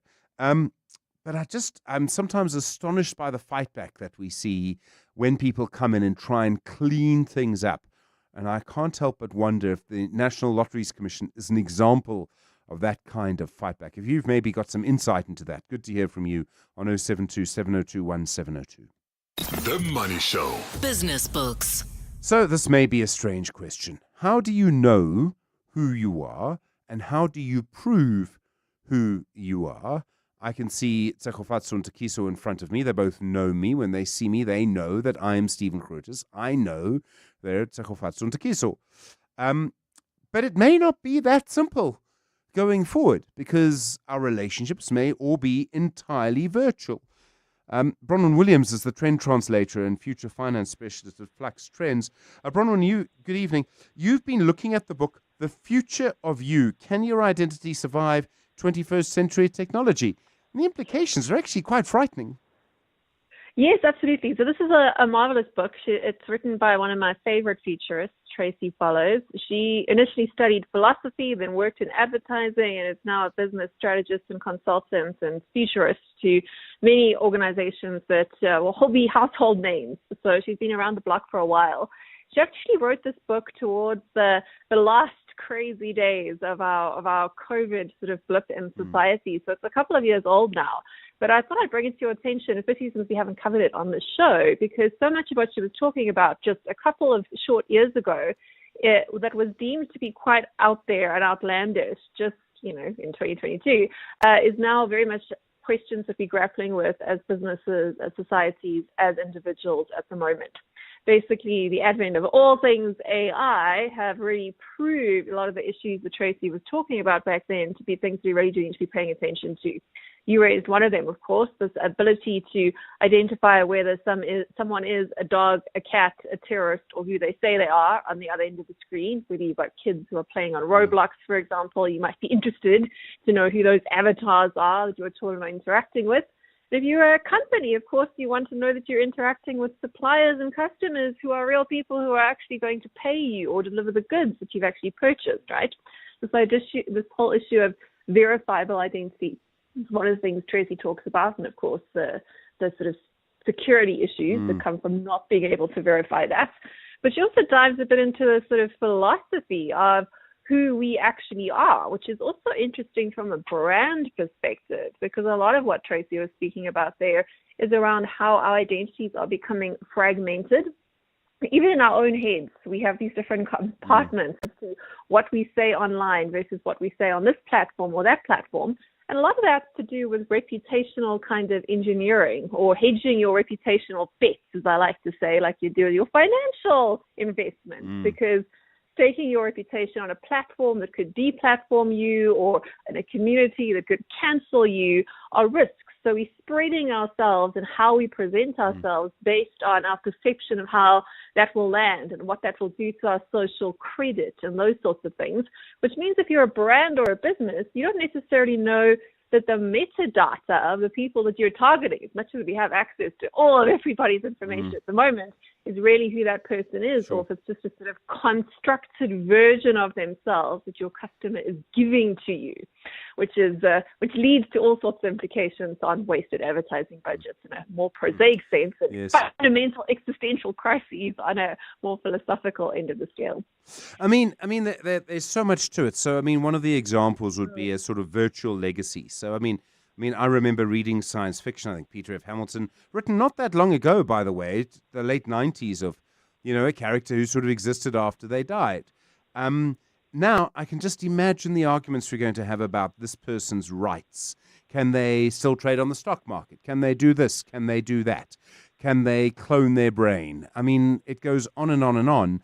And frankly, I enjoyed it as fiction. I'm not ready for it as fact.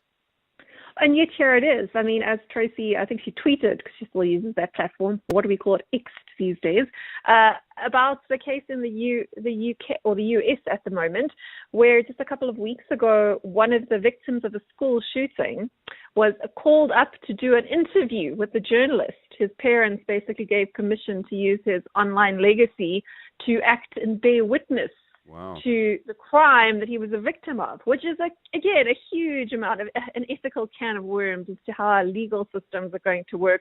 Can the dead bear witness at their own trials, for example? We've also had cases of deceased victims showing up in court, right?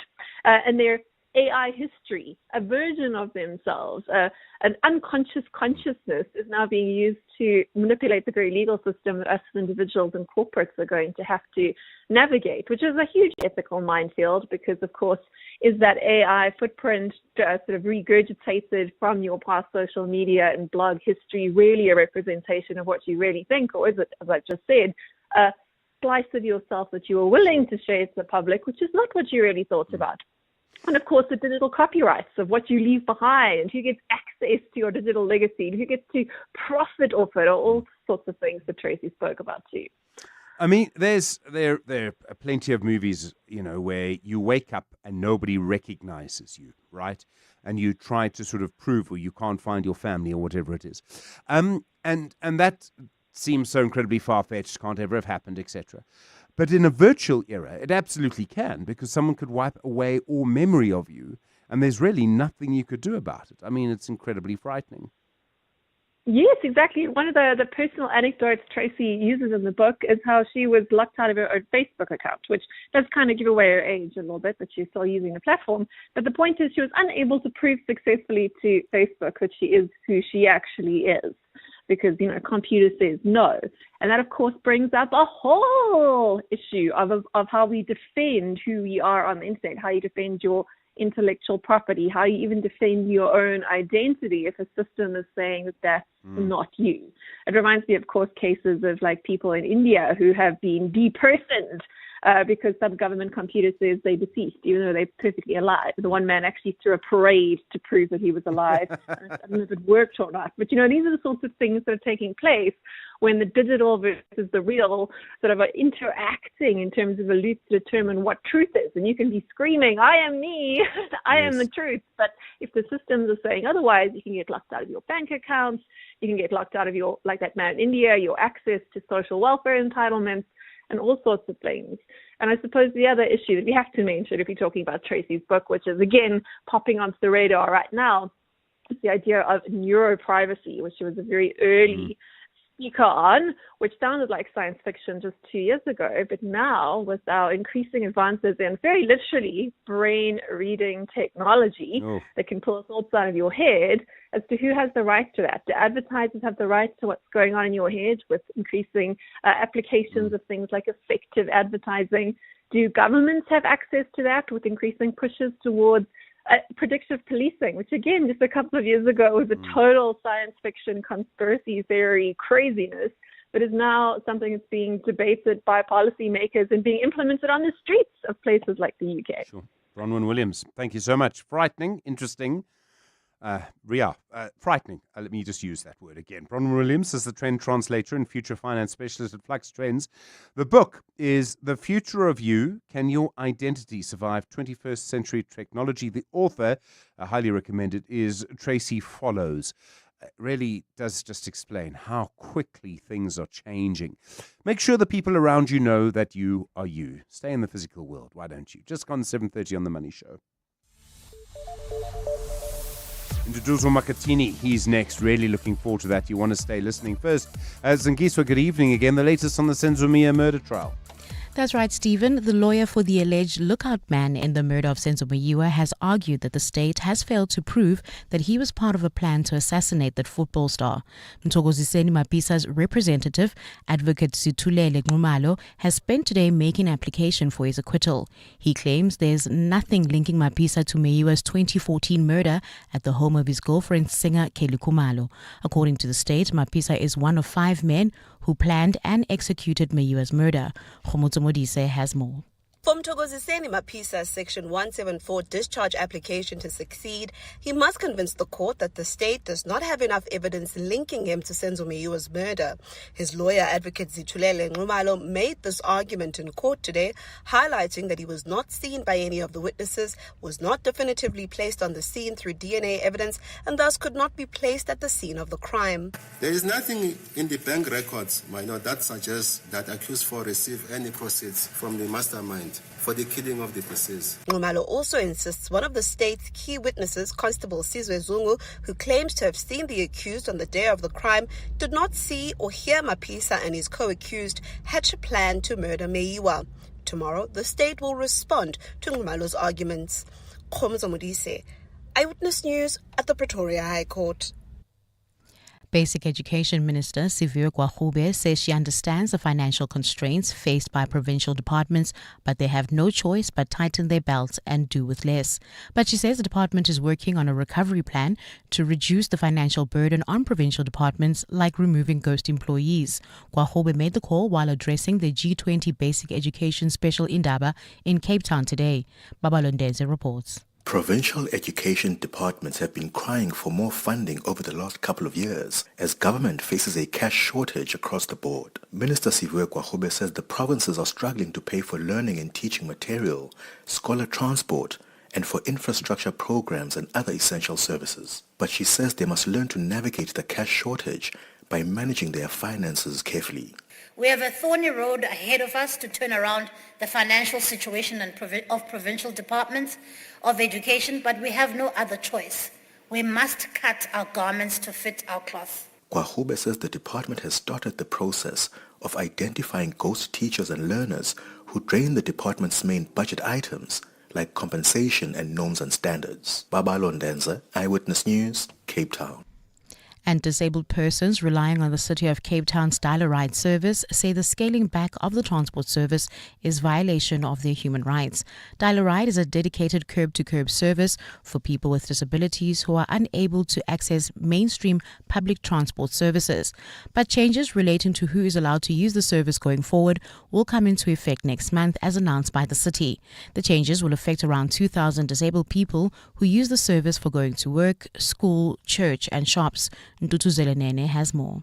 As from September 8, only wheelchair users and those with severe walking impairments will be able to use the dial-a-ride service only to go to work and back. A large group of disabled people picketed outside the Cape Town Civic Centre today against these changes. Western Cape Black Disability Forum's Notugelo Makhohliso says the city's decision is a slap in the face to other disabled people. The sector constitutes less than 1% of the people who are employed by the public sector, only about 1% in the private sector. Who is the city going to transport? Why are they marginalizing us? The city says it needs additional funding to continue with a full dial-a-ride service. Ndutuzelo Nene, Eyewitness News in Cape Town.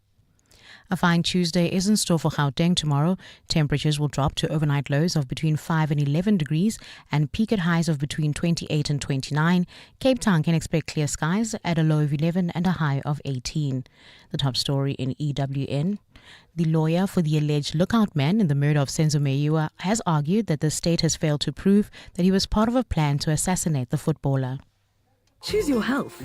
Choose Clicks. With over 200 Clicks clinics nationwide, convenient and expert care is within reach. Our clinics offer wellness screenings and primary healthcare services for you and your family. We also provide mom and baby services like baby immunizations, family planning, pregnancy care, and more.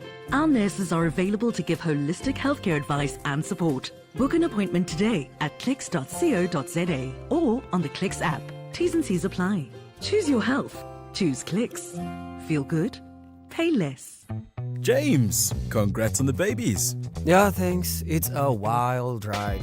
You're a new dad, 2 babies, 0 sleep, and 1 car that apparently couldn't cope. Yeah, the hatchback was my baby, but it just didn't have enough space for my 2 new babies. And are you happy with the price when you sold to WeBuyCars? Very. We've even got some extra cash to splurge on one of those fancy prams that you basically need a license for. Good luck, James. WeBuyCars. Geared for family, geared for you. Psst.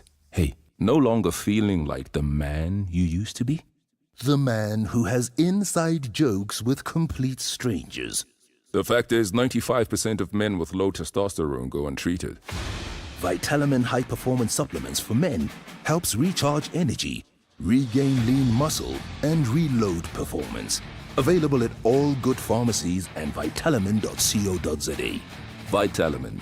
Don't get older.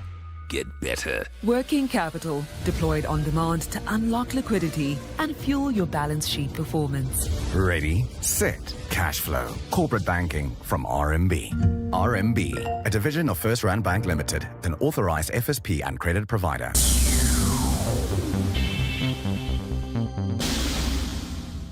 702. Stephen is on X. At Stephen Grootes. 24 minutes now to 8 the time. In a moment, Nduduzo Makatini, the pianist and composer. Really looking forward to that conversation. We have 1 or 2 little pieces of music just to get you in the mood in a moment as well. But first, let's just hear from Aubrey Masanga, who, of course, takes over at 8 o'clock. Orbs, how's it going, man? I'm well, Steve. Are you good, man? Yeah, I'm all right. Great They stuff. never let us talk to each other on the radio. I know. This goes back 20 years. I don't know why. Maybe it's the school. Never mind. But we've broken Yes. the curse. So I'm really, really thankful that we can throw forward on your show, Steve. Thank you very much. I want to tell you very quickly what we've got on the show. The first hour is medical matters. Now, sleep is essential to our health. It's when Tell me about it. Absolutely. It's when the body repairs, recharges, resets.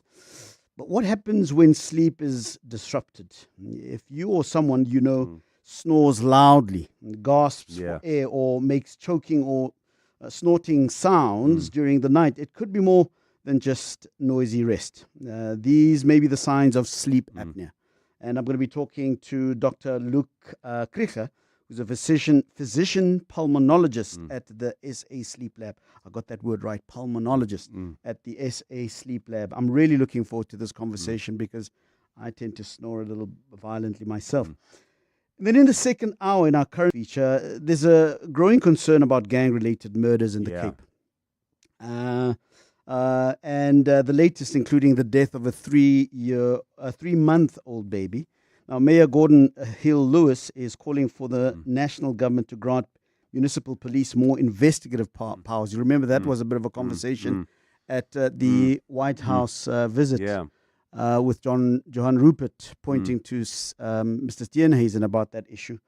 But Lewis believes that giving municipal police more authority would help tackle the rising gang violence which has been plaguing the city. I'm going to be speaking to Ben de Vos, independent criminologist, about this issue and how far the city of Cape Town is with regards to getting those powers. And then in the third hour of the show, in our political analysis, we'll be speaking to Dr. Ongabam Timka, whom you'll know is a political analyst, and he's coming into studio, by the way. Oh, really? Yep. And tell him I say hi. He never comes to see me. I will do so. Recently, there has been a lot of movement and conversations around where South Africa stands when it comes to the country's approach to foreign policy, right? The issues around the US tariffs, the ICJ case, the G20 summit, and more recently, Lieutenant General Mapanya affirming that South Africa stands with Iran. All this brings to question, where do we really stand? And earlier today, in his weekly presidential letter, President Cyril Ramaphosa affirmed that South Africa's approach to foreign policy is not to be influenced and that it is not beholden to anybody or anything. If anything, it's a strategic way of putting South Africa onto the map, and it is for the benefit of South Africans, says the president. And Dr. Omgamam Timka, a political analyst, will be talking to us about that. And in the final hour of the show, we open up the lines and we reflect on all of the hours that we've been talking. That's the show tonight. Already looking forward to it. Thanks very much indeed. He starts in 20 minutes from now. The Money Show. How I make my money. Well, I have to tell you, it's a great pleasure tonight to welcome someone who's been able to make a living channeling our emotions for us, able to channel them to something quite rare. And I'm talking about the musician, the jazz musician from KwaZulu-Natal, Nduduzo Makatini, someone who's made a career performing, creating music, creating it live, but also through studying it. In fact, he has a PhD on the subject. And let's just take 30 seconds to just hear a little bit about the kind of genius that I'm talking about.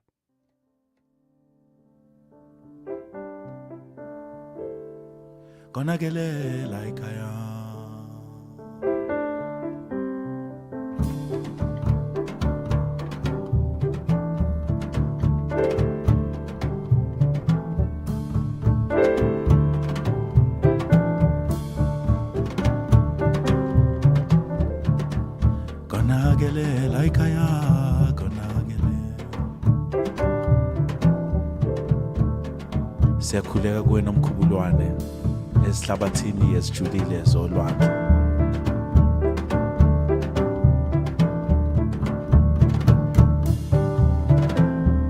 Siyakhuleka kuwe mveli kuqala wena wadabuka ohlangene lapho sonke sivela khona. The sounds there of Nduduzo Makatini. Nduduzo, so good evening, and thank you so much for taking the time to speak to us on how I make my money this Monday evening on The Money Show. Thank you so much for having me. Thank you. I know you're very, very far away from home, and I think when we hear that music, we kind of feel we're at home. It's quite a strange thing.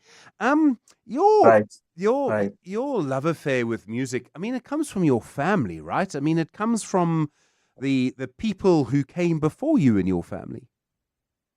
Right, it does.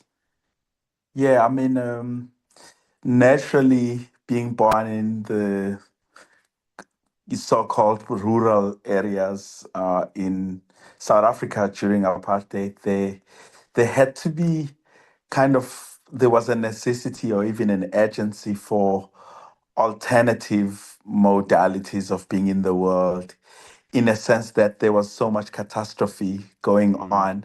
And maybe in those moments, song presented a kind of break. So I come from not only a family that sang, but also a village, a people, but also, I think there was just music all around. And there was a certain attachment to music back then, of course, which was every ritual was kind of signified by certain repertoires, which would mean eventually that repertoires were speaking to ways of being in the world, but also calendar events and marking very important times. So I kind of came from those traditions and I tried to advocate for that, both in my scholarly interventions, but also just as an artist that shares the stages all around the world. So that's really the background. I noticed your website, which maybe is just for a sort of international audience, because they described you as a Zulu healer, which is not a word we would use in South Africa, I don't think. But I thought maybe it did contain an important word, because does music play a role for you in healing? I mean, healing of our soul, healing of our wounds. Right. I guess there is some kind of truth in that, in a sense that I am initiated as a sangoma, so which will translate as a shaman or a healer in kind of global context. But also, I think it's just an intrinsic kind of ingredients or even a property in the sounds of South African or African music, where if we speak about a word such as ngoma, it's very telling of the idea of healing, that of song, that of prophetic knowledge, that of divination, and all of these things kind of holding into a kind of wholeness. So whereas in the West, for instance, music is understood as a branch of aesthetic, in Africa, and without exoticizing, this is definitely a much more expanded notion of musicking, which has to do with healing practices and prophetic traditions. So it's definitely a thing that's is kind of a backdrop, perhaps even a framework for my work. It really enunciates with this vision for opening healing potency, at least for people to access their own healing powers. I wonder sometimes when I was thinking of the concept today of music healing, if one of the Right. reasons South Africa produces such amazing musicians and such kind of interesting sounds is because we're actually such a tough society. Definitely. I guess there is something to be said about that. It's in a sense that even outside of Africa, Black aesthetic has always been a kind of fugitive aesthetic, in a sense that it has to do with the fact that the Black biography is something that we cannot transcend in making the music. In other words, the body and what the body has experienced through generational catastrophes and things that our forefathers and foremothers have experienced is not something that we're trying to escape when we make music today. So healing is really a preoccupation that haunts our sound, in a sense that our sounds cannot really focus on entertainment that much. So, because there's just so much that we need to speak to, that healing is no longer just like a buzzword or a thing that we speak about, but it's the actual praxis of music making, that we come to this sound seeking modalities of transcendence anyway, and healing being a kind of harmonizing these broken parts of ourselves, whether we think of ourselves through the Middle Passage or through transatlantic problems and slave trade, or whether we think about coloniality. There has always been this necessity to claim our dignity. So where in other parts dignity becomes a default thing, it's a bad right that particular people assumes certain kinds of protocols that are kind of accessed by being born. As a Black body, these things are not so obvious. And so there's an urgency for our sounds to speak to how do we activate our collective memory, and how do we bring these broken parts of our biography together, and so that one day we'll tell our grandkids a more coherent story of who we are. So healing here understood at a much deeper level of collective memory. I'm listening to you speak, and I'm battling to imagine you as a child in a school wearing the kind of, I think, still a sort of colonial uniform, and I'm trying to imagine you understanding as the world as you express it to us now, and imagining you also going through what children in our institutions go through, which is the sort of the wearing of the uniform, Right. the maths. I mean, Right. I imagine you probably had to learn Afrikaans, for example. I know it was KwaZulu-Natal. I did. but- I'm part of that Yeah. generation. And I can't imagine what that was like for you, who has the soul that you do. There, let me put it like that. Right. Man, of course, like what you're painting is definitely a backdrop for any child born in the early 80s. Afrikaans as a second language, English as the first language. At home, the mother tongue completely excluded from curriculum. And even more, Afrikaans, at the backdrop of 1976, where the previous generations had to think about mathematics, physics, biology inside of a foreign language. So there's, of course, these problems that we inherit as people that come after. I think that's partly why maybe scholarship became a thing for me. I remember when I went to study music, and part of what I thought was really a kind of rich repertoire of songs and songs having to do with cosmological happenings was in the university seen as being musical illiterate. So, in other words, it was rendered outside of the center, the hegemony. It was peripheral. So, as a result, I had to do what they call the foundation year, or a preaching course for people that had no musical background. So, you can see already from that moment that the kinds of violence that come with curriculum, and curriculum that ignores other types of knowing in the world.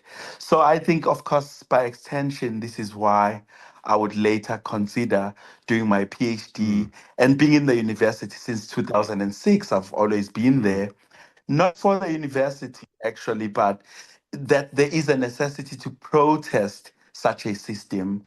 And we've been doing that by way of presence and being there in the university, and kind of pushing what we might think of as a pluriversity, which is maybe a future concept for thinking about a university that listens. So, for instance, you find a university just at the back of Umkhumbane in Durban, but that has no connection to the epistemologies of the people in Umkhumbane.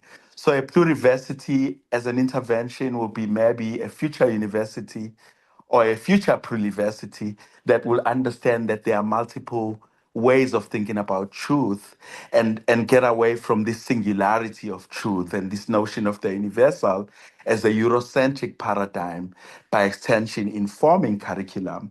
So part of why we are in the university is because of all of those sufferings, and feeling that there is nothing said about my people in curriculum or even in the history. And our history, of course, in South Africa, in those years, we're studying from the arrival of Jan van Riebeeck in the Cape, 1652. So that's already problematic, because it suggests that our history starts from when it gets hijacked. So these are some of the things that are, not explicitly musical, but that the music is trying to speak to, actually.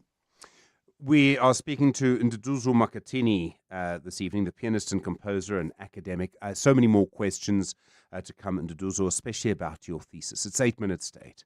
Corporates That Care promotes and encourages corporate leaders and all citizens to walk the talk for a better South Africa. Catch Corporates That Care this Wednesday at 10 to 9, featuring Aquel.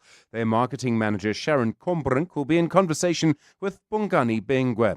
Join us every Wednesday as we highlight the efforts of companies and brands dedicated to building our country. Corporates That Care is a Prime Media Cares initiative with 702 and Prime Media Outdoor. 702, let's walk the talk and make a difference together. Time. When you're a kid, it moves slower than a sloth trying to get through airport security. There is just so much of it. Skip forward a few years to your 20s. Time is still your friend. It says have some balance. Go party and have fun. Then your 30s hit. And time suddenly steps on the accelerator like it's trying to catch a traffic light before it goes red. 40s. Now time is moving faster than your 10-year-old on a sugar high. 50. You're desperately trying to save as much as you can, but time is moving so fast. And all you can think is, where did all the time go?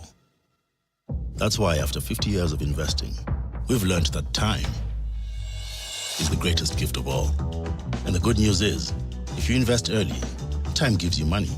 And then money gives you more time for some much-deserved you time. Now, isn't that a compelling enough reason to invest?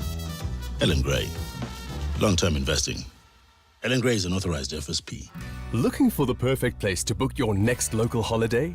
Lekker Slaap has you covered with over 30,000 stays across South Africa.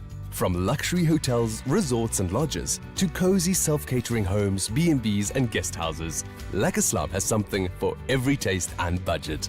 Whether it's a quick getaway or an extended holiday, visit Lekker Slob today and easily book your dream getaway on South Africa's leading accommodation app. The Money Show with Stephen Grootes is brought to you by ABSA CIB, proud sponsor of the SARA Rail Conference 2025, powering progress, connecting economies. We're speaking tonight to Nduduzo Makatini, the pianist and composer and academic. Nduduzo, you're a PhD. The title is Breaking into Sound, dislocating into cosmology and improvisation in South African jazz. And I just wondered if I could ask, maybe if we remove some of the academic language, what you were actually examining. Right.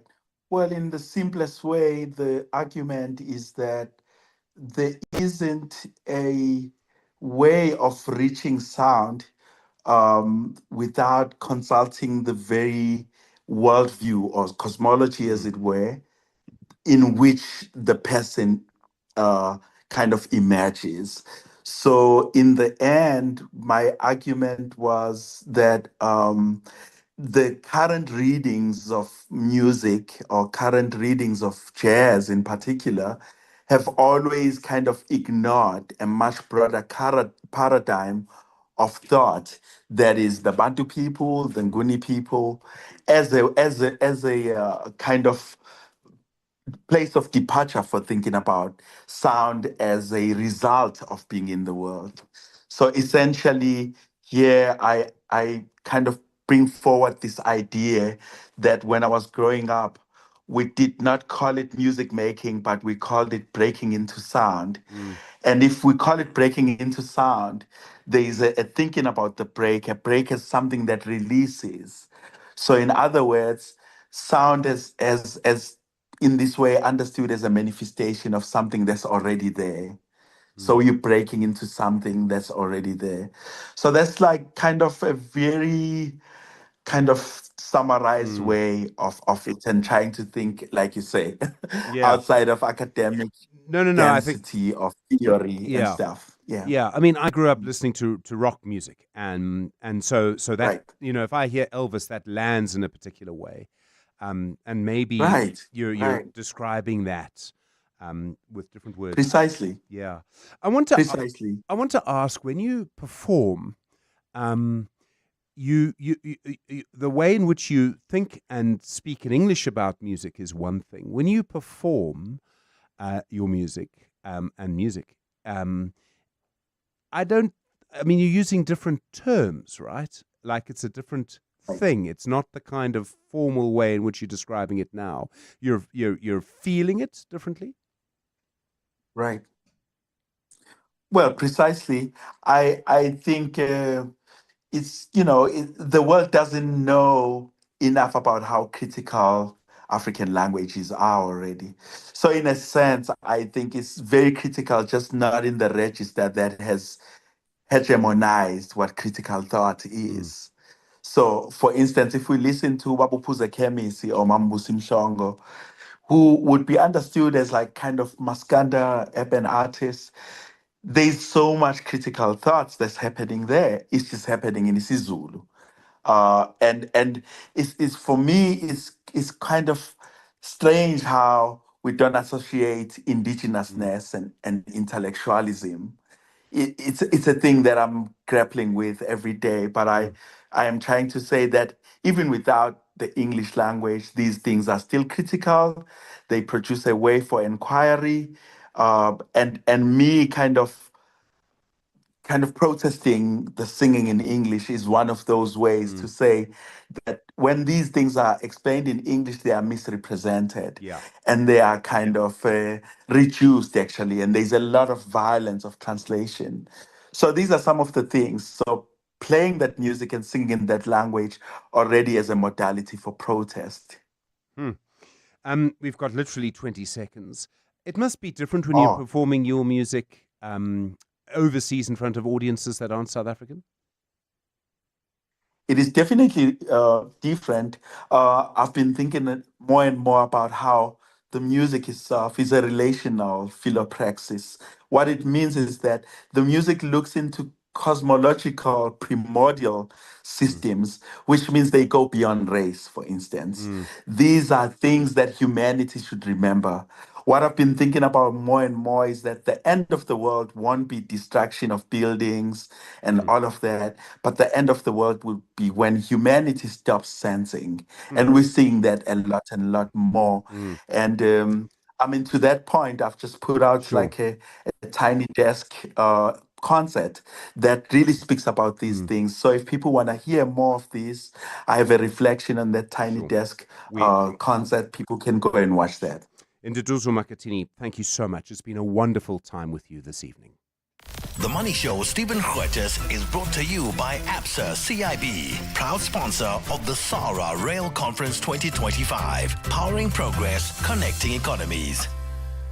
Well, that's it for the Money Show. U.S. market still mixed. The Dow Jones is down 0.57. The Nasdaq is up 0.19. The S&P 500 is down 0.11. Nduduzo Makatini, an amazing person to speak to tonight. The podcast available for you of that conversation in just a few moments. Good evening. It's 8 o'clock. This is EWN. Good evening, I'm Zingisa Chirwa. Please note the following story contains disturbing details of a violent nature.